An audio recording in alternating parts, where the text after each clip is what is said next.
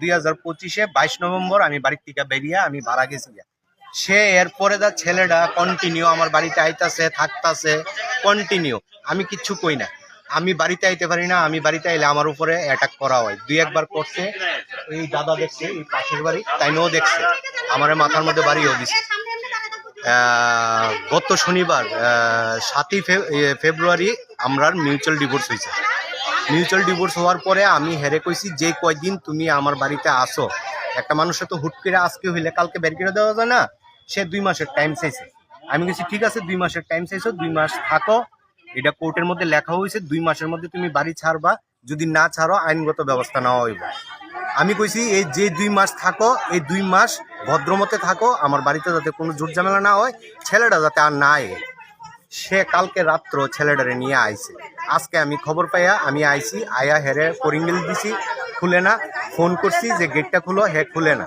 যখন খুলে না আমি পাশের বাড়ির থেকে তালা নিয়ে আমি গেট আটকাইছি, আটকাইয়া পাড়া প্রতিবেশীকে ডাক দিছি, পুলিশরে ফোন করছি। ছেলেটার নামটা দাদা আমি কিচ্ছু জানি না, আমারে সে ঘুমিয়ে রেখে শুনছি নরসিংহর নোয়াগাঁও এমন একটা জায়গা আছে ওইখানে। ছেলেটার সাথে সম্পর্ক কতদিন ধরে আপনার? আমি জবের থেকে জানি 2025-এর থেকেই আমি মানে দুর্গাপূজার থেকে আমি টিয়ার পাইছি। কিভাবে মানে সম্পর্কটা শুরু হয়েছিল? এটা তো দাদা আমি হয়তো মোবাইলের মাধ্যমে। সে ওই ছেলেটারে নিয়ে কলকাতা পর্যন্ত গিয়া থেকেছে, হের মার অ্যাক্সিডেন্ট হয়েছে কইয়া সেরা।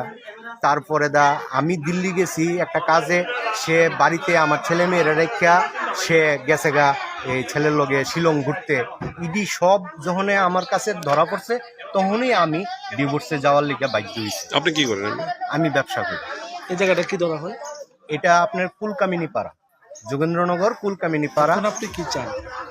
আমি চাই সে যাতে ইমিডিয়েটলি আমার বাড়িটা ছাড়ে। আমার ছেলে মেয়ে আমার দায়িত্বে আছে, আমার কাছে থাকবো। এবার সে যাতে ইমিডিয়েটলি বাড়িটার থেকে বাইরে, কারণ আমার বাড়িটার আর আমি আর বদনাম করতে দিতে পারতাম না। সে যথেষ্ট করছে আমার বাড়িটা। আপনার কি লাভ ম্যারেজ না সামাজিক মতে বিয়ে হয়েছিল? আমার লাভ ম্যারেজ প্লাস সামাজিক মতে। ইভেন আজকে যেন 2 বছর হয়েছে, তার গার্জিয়ান কেউ আমার লগে একবার যোগাযোগও করছে না যে কি হয়েছে আসল ব্যাপারটা জানার। শ্বশুর বাড়ি কোন জায়গাতে আসলো? বর্দোয়ালি।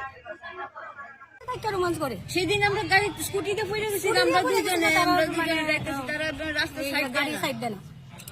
তারা কি সবসময় গাড়ির মধ্যে হ্যাঁ, এখানে বই বই আড্ডা দেয়। এখানে আমরা মেয়ে আছে, বউ আছে, বড় বড় পাড়ারও তো একটা ব্যাপার আছে।